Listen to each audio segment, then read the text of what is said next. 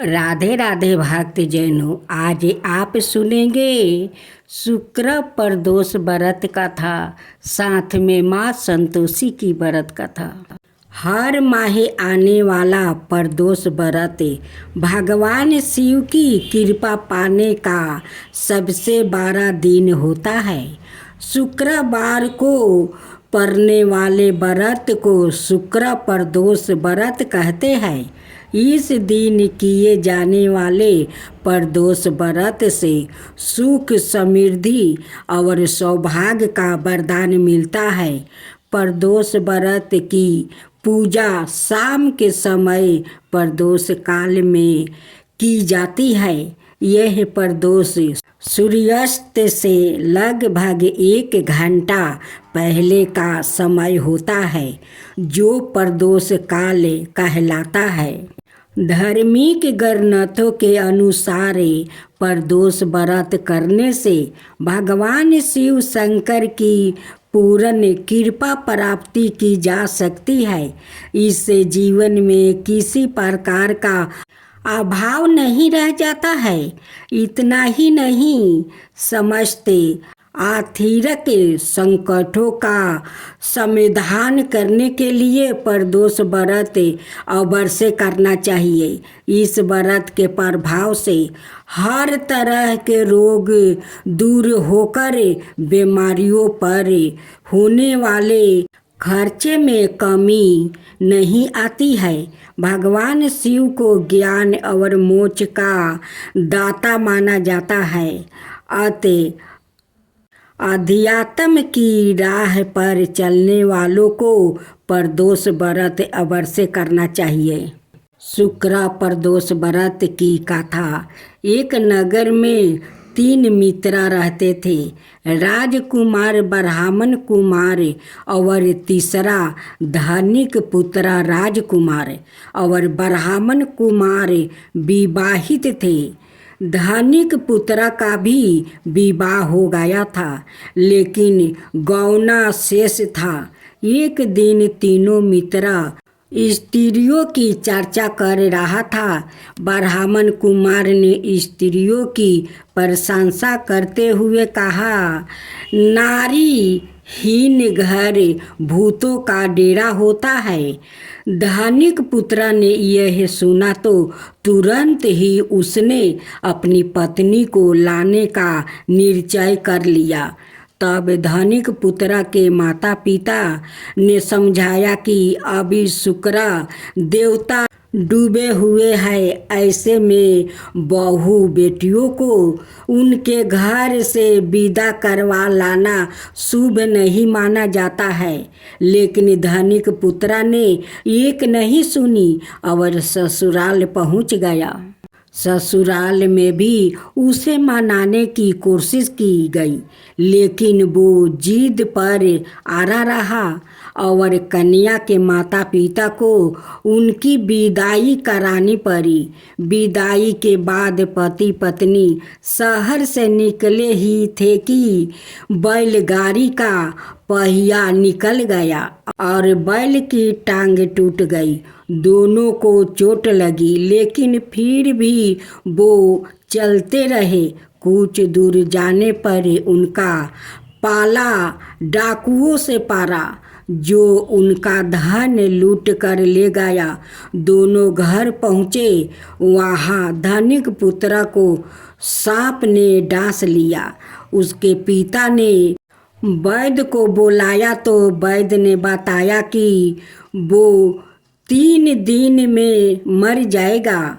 जब ब्राह्मण कुमार को यह खबर मिली तो वो धनिक पुत्र के घर पहुंचा और उसके माता पिता को शुक्र प्रदोष व्रत करने की सलाह दी और कहा कि इसे पत्नी सहित वापस ससुराल भेज दो।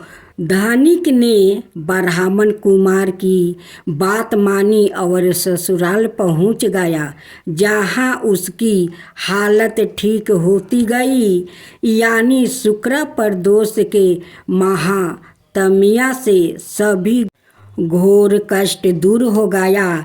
इस दिन कथा सुने अथवा सुनाए और कथा समाप्ति के बाद हवन समग्रही मिलाकर 11 या 21 या 108 बार ओम हीन कलीन नमः शिवाय स्वाहा मंत्र से आहुति दे।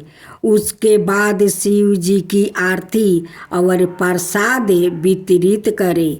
उसके बाद भोजन करे।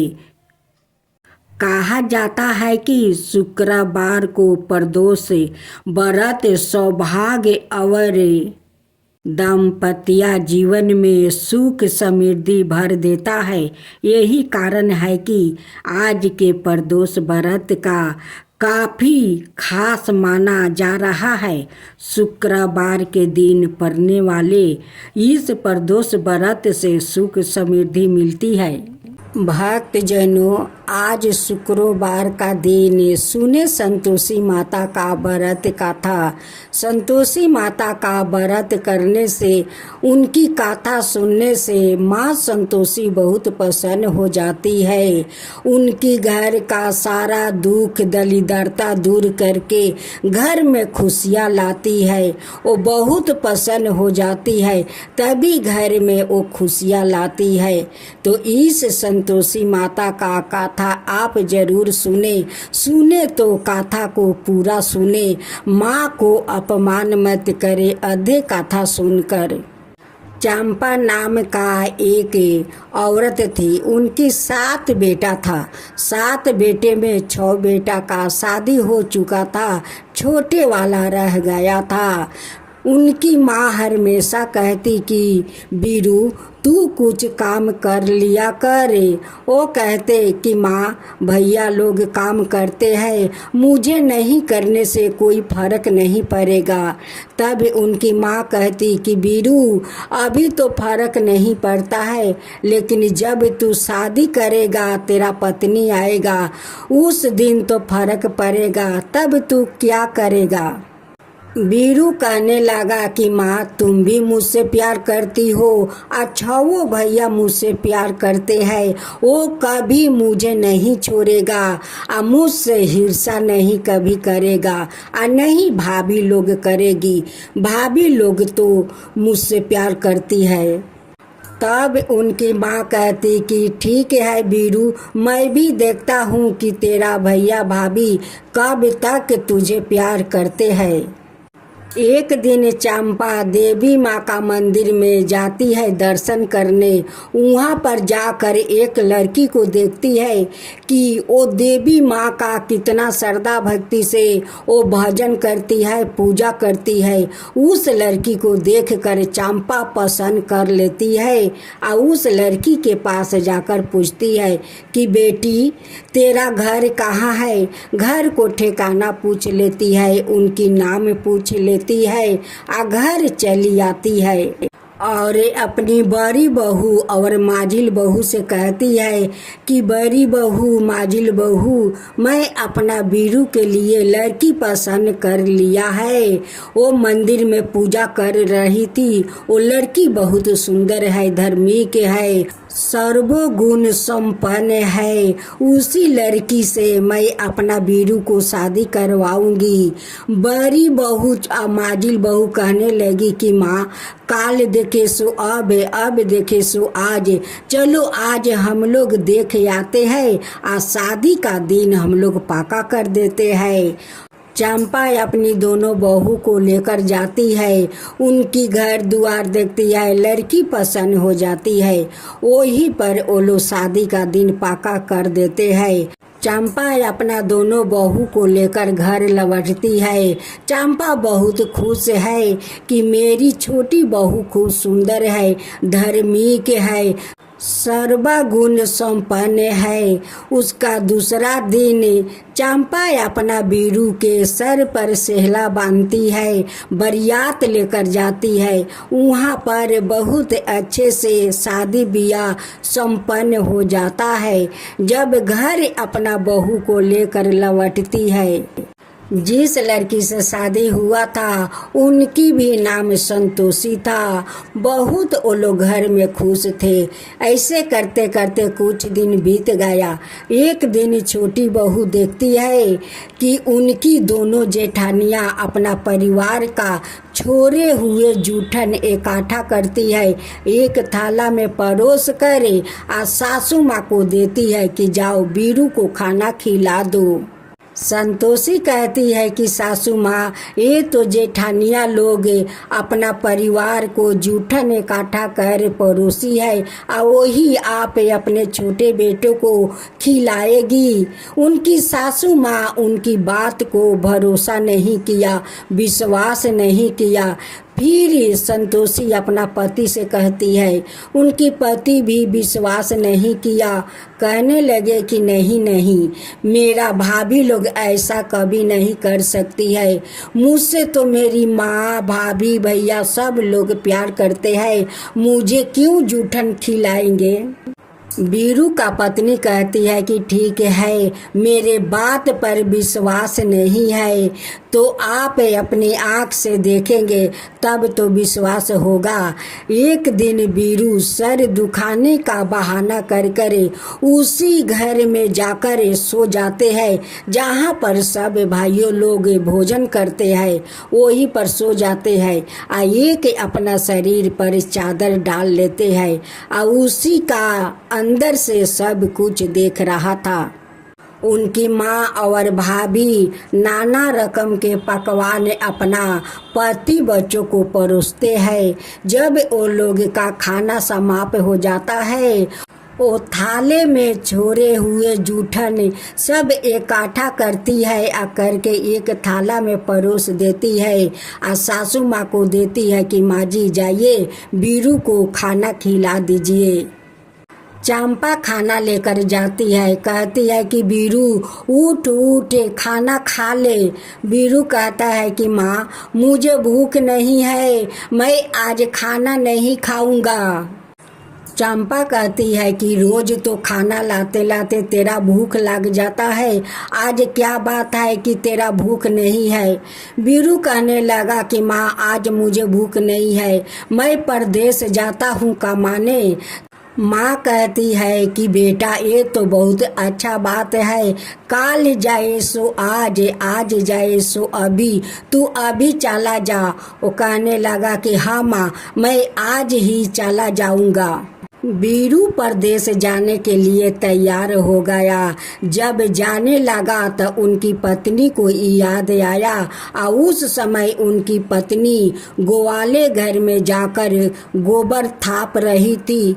उनकी पास जाते हैं या कहते हैं कि देखो तुम्हारा कोई अपना चिन्हासी है तो मुझे दे दो। संतोषी कहती है कि स्वामी पहले आप अपना चिन्हासी मुझे दे दीजिए, मेरे पास तो देने के लिए कुछ नहीं है। बीरू का हाथ में एक अंगूठी था, वही अंगूठी देता है, कहता है कि यही मेरा पास है, इसी अंगूठी के सहारा तुम रहना। जाते समय उनकी पत्नी उनकी पीठ पर गोबर भरे हाथ को थापा लगा देती है और वही थापा लेकर उनकी पति परदेश चले जाते हैं। उनकी पत्नी कहती है कि स्वामी आप मेरा चिंता मत कीजिए, मेरे साथ तो मेरे माँ संतोषी है, आप जाइए, आपका भगवान आपको रक्षा करे। बीरू परदेश चला जाता है। एक साहूकार का दुकान पर जाकर काम मांगता है कि साहूकार जी मुझे काम दीजिए। साहूकार कहने लगे कि मैं पहले तुम्हारा काम देखूंगी तब तुम्हें दाम दूंगी। बीरू माँ संतोषी का नाम लेकर दुकान पर काम करने बैठ गया। अब तो उनकी दुकान पर सारा दिन ग्राहक के लाइन लग गया। अब साहूकार देखकर बहुत आश्चर्य में पड़ गया कि इतना मेरा घर में नौकर है, दुकान चलाता है, लेकिन इतना सारा ग्राहक मेरा दुकान पर नहीं आया। ये लड़का मेरे लिए शुभ है। साहूकार का एक बेटी भी थी कि अभी तक उनकी शादी नहीं हुई थी। साहूकार का बेटी और बीरू में दोनों में धीरे धीरे प्रेम बढ़ने लगे।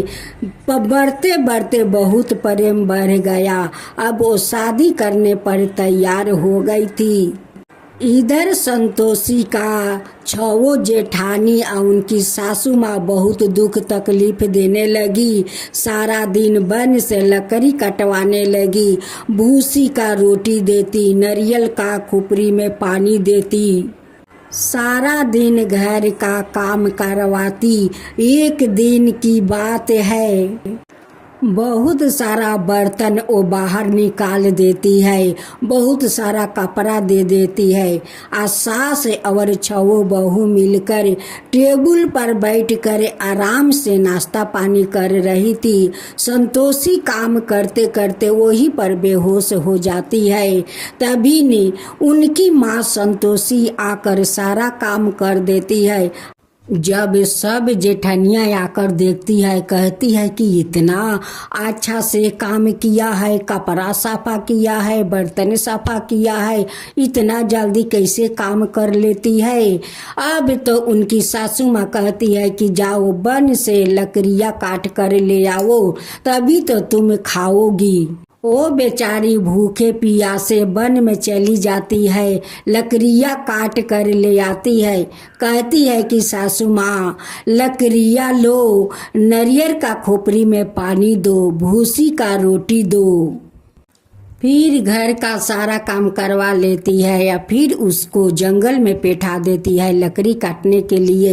एक दिन लकड़ी काट कर वो आ रही थी, देखती है कि रास्ते में एक मंदिर है। उसी मंदिर में कई औरत लोग बैठकर माँ संतोषी का पूजा कर रही थी। उस दिन शुक्रवार का दिन था। संतोषी उस मंदिर में जाती है और रोती है, रो रो कर कहती है कि माँ आपको तो मैं पूजा नहीं कर पा रही हूँ, मेरे हाथ में तो कुछ नहीं है। मैं सारा दिन काम करती हूँ, लकड़ी काटती हूँ, घर में आती हूँ तो मुझे भूसी का रोटी मिलता है और नारियल का खोपड़ी में पानी मिलता है। आपको मैं क्या दूँ, कैसे पूजा करूँ। उनकी बात सुनकर संतोषी माँ एक बूढ़ी का रूप धारण करती है और उनकी पास आती है। कहती है कि बेटी तुम क्यों रो रही हो। संतोषी कहती है कि माता मैं क्या करूं, अपना माता को मैं भोग नहीं लगा पा रही हूँ, उसीलिए मैं रो रही हूँ। माँ संतोषी कहती है कि बेटी वो औरत लोग देख संतोषी माता का पूजा कर रही है, तुम भी जाओ, ले थाला ले जाकर माँ संतोषी का भोग लगा ले, अपना आँख का आंसू पोंछ ले। सभी औरत के साथ मिलकर संतोषी माता का पूजा करती है। तब तक बूढ़ी माँ वहीं पर बैठी हुई थी। संतोषी उस बूढ़ी माई का पैर पकड़कर प्रणाम करती है। कहती है कि माँ आज तो आप प्रसाद देकर मेरी माँ को भोग लगवा दिया, फिर दूसरा शुक्रवार आएगा तब मैं कहाँ से भोग लगाऊंगी। तब कहती है माँ संतोषी कहती है कि बेटी तेरा घर में सब कुछ ठीक ठाक है। तो संतोषी रोते हुए कहती है कि नहीं माँ, कुछ भी ठीक नहीं है, मेरा पति परदेश गया है, घर में मुझे बहुत तकलीफ हो रहा है। ये बात को सुनते ही संतोषी माँ संतोषी को पहचान लेती है। कहती है कि माँ आप सवाए आकर मुझे अपना पूजा में भोग दिया लगाने के लिए। हे माँ मेरा पति परदेश है, कब आएगा माँ, मुझे बहुत तकलीफ मेरे जेठानियाँ और सासू माँ दे रही है। संतोषी माता कहती है कि बेटी अब तेरा पति जल्दी आने वाला है, तेरा अब कुछ तकलीफ नहीं होगा। उसी दिन रात को माँ संतोषी बीरू के सपने में जाकर दर्शन देती है और कहती है कि अरे साहूकार के बेटा तू सो रहा है और उधर तेरा पत्नी को तेरी माँ तेरे भाभी बहुत दुख तकलीफ दे रही है। तू जाकर अपना पत्नी को ख्याल रख, नहीं तो वो लोग मिलकर उसे मार देंगे। तब बीरू कहने लगे कि माँ मैं कैसे जाऊँ, अभी दुकान का लेन देन पूरा नहीं हुआ है, कैसे मैं चला जाऊँ। माँ संतोषी कहती है कि तू नहा धोआ कर माँ संतोषी का प्रणाम करके दुकान पर बैठ जा, तेरा सारा हिसाब किताब पूरा हो जाएगा। बीरू वैसा ही किया। इधर सब उनकी लेन देन सब पूरा हो गया। सभी ग्राहक लोग जो बाकी था वो सब आकर उन्हें उस दिन दुकान में दे गया। बीरू अपना मालिक से कहने लगा कि मालिक मैं अपना घर लौटना चाहता हूँ, मेरे परिवार से बहुत दिन मुलाकात हो गया है करना, मैं जाना चाहता हूँ। साहूकार का बेटी कहने लगी कि नहीं पिताजी, मैं इस लड़का से मैं शादी करूँगा।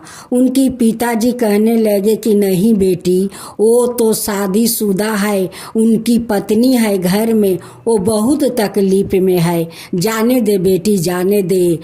ये बात सुनकर साहूकार का बेटी का ममता आ गया।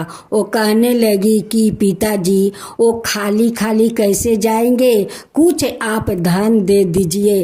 अब साहूकार बहुत बड़ा एक संदूक लाया, उसी संदूक में बहुत सारा धन दिया और बोला कि बेटा तू इस धन को लेकर जा और अपना पत्नी को सुख रखे, खुशियाँ दे।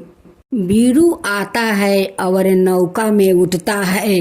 जैसे बीच गंगा में नौका आया, कुछ देवियों लोग मिलकर नौका डुबाने के कोशिश करने लगे। कहने लगे कि इसका पत्नी तो माँ संतोषी का पूजा करती है, हम लोग का पूजा नहीं करती है, इनकी सुहाग को हम लोग इसी गंगा में डुबा देते हैं। बीरू कहने लगे कि माताओं आप लोग जितना कोशिश करें मुझे डुबाने को, लेकिन मेरा पत्नी का शक्ति है, उनकी सत्य है, उन्हीं का सत्य पर शक्ति पर मैं बच जाऊंगा, क्योंकि मेरी पत्नी संतोषी माँ का भक्त है। सभी देवियों कहने लगी कि देखती हूँ कि तेरा संतोषी माँ कैसे बचा लेती है। तभी बीरू एक बार माँ संतोषी का पुकारा और माँ संतोषी दौड़ी चली आई और उनकी नौका बचा लिया, उनकी सारे संपत्ति भी बचा लिया। बीरू लौट कर अपना घर जाता है, वैसा ही उनकी पत्नी माथे पर लकड़ियाँ लिए हुए दरवाजे पर खड़ी हो जाती है और कहती है कि सासू माँ लकड़ियाँ लो, भूसी का रोटी दो, नारियल का खोपड़ी में पानी दो। आज घर में कवन मेहमान आया है सासू माँ। ये बात सुनकर बीरू बाहर आता है। अपना पत्नी को हालत देखकर वो बहुत बेचैन हो जाता है। कहता है कि माँ ये औरत कवन है। माँ कहती है कि बेटा ये तेरा पत्नी है, जब से तू परदेश गया है तब से उनकी पैर घर में नहीं रहता है। सासू माँ कहती है कि आजा बहू, कपड़ा गहने पहन ले, तेरा पति आया है परदेश से। बीरू अपना माँ से कहकर एक घर का चाबी ले लेता है और उसी घर में जाता है। अब तो जेठानी का सबिन बाचा कहने लगे कि माँ देखो चाचा कितना सारा धन लेकर परदेश से आया है, अब तो चाची का पैर मिट्टी में नहीं रहेगा। संतोषी कहती है कि देखिए काल शुक्रवार है, काल तो मेरा 16वां पूरा हो गया है, काल मुझे माँ संतोषी का उद्यापन करना है। बीरू कहने लगे कि हम सब मिलकर माँ संतोषी का धाम धूम से उद्यापन करेंगे, आरती करेंगे। बीरू का पत्नी धूमधाम से माँ संतोषी का उद्यापन करती है। वो 7 कन्या को सजाकर उन्हें भोजन कराती है, दक्षिणा देती है और देकर कहती है देखो बच्चों, इस दक्षिणा को कुछ खटाई किनकर मत खाना, क्योंकि माँ संतोषी का खटाई खाना आज का दिन पसंद नहीं है। वो जाकर बच्चों अपना माँ से कहते हैं कि माँ ये पैसा को मैं क्या करूं। माँ कहती है कि जा, कुछ नहीं होगा, तुम लोग इमली किनकर खा लो। बच्चों अपना माँ के कहे अनुसार जाकर इमली किनकर खा लेता है। सातों बच्चों इमली खाकर बेहोश हो गया। अब माँ देख कर कहने लगी कि अरे डाइन, तू पूजा करती है, देख तू जो प्रसाद दी है वही प्रसादी खाकर देख, सातों बच्चा बेहोश हो गया है। तू जादू किया है इस प्रसाद में, देख अगर मेरा बच्चों को कुछ हो जाएगा तो तुझे मैं नहीं छोड़ूंगी। वो भक्त माँ के पास जाती है, माथा टेक कर रोती है, कहती है कि माँ अगर उस बच्चों को होश नहीं आया तो मैं तेरे शरण में अपना माथा पटक पटक कर तेरा सामने रक्त का धारा बहा दूंगी। अब तो माँ को तो अपना भक्त का रक्षा करना ही पड़ेगा। माँ संतोषी प्रकट हो जाती है और उसे सातों बच्चों को होश में लाती है। कहती है कि ये लोग इमली कीन कर खाया है, हमारा प्रसाद खाकर इमली खाया, उसलिए मैं ये लोग का क्रोधित मन से बेहोश कर दिया। सब जेठनियाँ मिलकर कहने लगी कि हे माँ संतोषी, मैं भी आपका व्रत करूँगा, लेकिन मेरा बच्चों को रक्षा कीजिए। अब हम लोग से ऐसा गलती नहीं होगा। अब आपका पूजा के दिन अपनों बच्चों को इमली नहीं खाने दूंगी। बीरू का पत्नी माँ बन जाती है। कुछ दिन का बाद एक सुंदर बेटा को जन्म देती है। वो उनकी बेटा देखते देखते 5 साल का हो गया। एक दिन माँ संतोषी कहने लगी कि मैं क्यों ना अपना भक्त को परीक्षा लूं। एक दिन माँ संतोषी अपना भयंकर चेहरा बनाते हुए अपना भक्त को दरवाजा पर आती है। जब उनकी सासू माँ का नजर पड़ा, वो कहने लगी कि बहू देख देख कोई डाइन आ गई है, अरे दरवाजा बंद कर, नहीं तो डाइन नजर लगा देगी। जब संतोषी उस माता पर नजर पड़ा तो अपना बच्चा को सुला दिया और जाकर माँ संतोषी का पैर पकड़ लिया और कहने लगे कि माँ आप साक्षात मेरे घर आई है।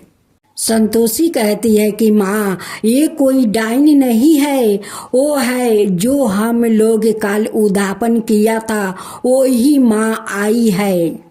सास सबिन जेठनिया लोग आकर क्षमा मांगती है, कहती है कि माँ हम लोग तो मूर्ख है, हम लोग पहचान नहीं पाए, आप मुझे क्षमा कर दो। हम लोग आपका श्रद्धा भक्ति से शुक्रवार का दिन व्रत रखेंगे। माँ संतोषी सबिन को आशीर्वाद देती है और देकर अंतर ध्यान हो जाती है।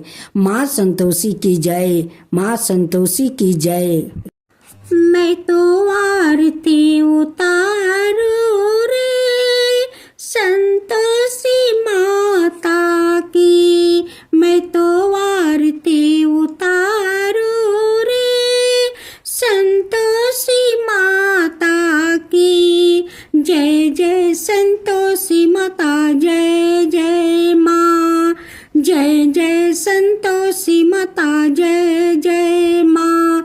बड़ी ममता है, बड़ा प्यारी माँ की आँखों में, बड़ी ममता है, बड़ा प्यारी माँ की आँखों में, बड़ी करुणा माया दुलारी माँ की आँखों में, बड़ी करुणा माया दुलारी माँ की आँखों में। क्यों ना देखूं मैं बारी माँ की आँखों में, क्यों ना देखूं मैं बारी माँ की आँखों में। दिखे हर घड़ी चमत्कारी माँ की आँखों में देखे हर घड़ी नया चमत्कारी माँ की आँखों में नित्र करो झूम झूम झूम झुमा झूम झूम बाकी निहारू रे बाकी निहारू रे मैं तो आरती उतारू रे संतोषी माता की मैं तो आरती उतारू रे संतोषी माता की जय जय संतोषी माता जय जय माँ जय जय संतोषी माता जय जय माँ सदा करके पुकारी माँ की मंदिर में सदा करके पुकारी माँ की मंदिर में माँ की मंदिर में बड़े दान के भरे है भंडारी माँ की मंदिर में बड़े दान के भरे है भंडारी माँ की मंदिर में धूप करो दीप करो प्रेम सहित भक्ति करो जीवन सुधारो रे धूप करो दीप करो प्रेम सहित भक्ति करो जीवन सुधारो रे प्यारा प्यारा जीवन सुधारो रे मैं तो आरती उतारू रे संतोषी माता की मैं तो आरती उतारू रे संतोषी माता की जय जय संतोषी माता जय जय माँ जय जय संतोषी माता जय जय माँ।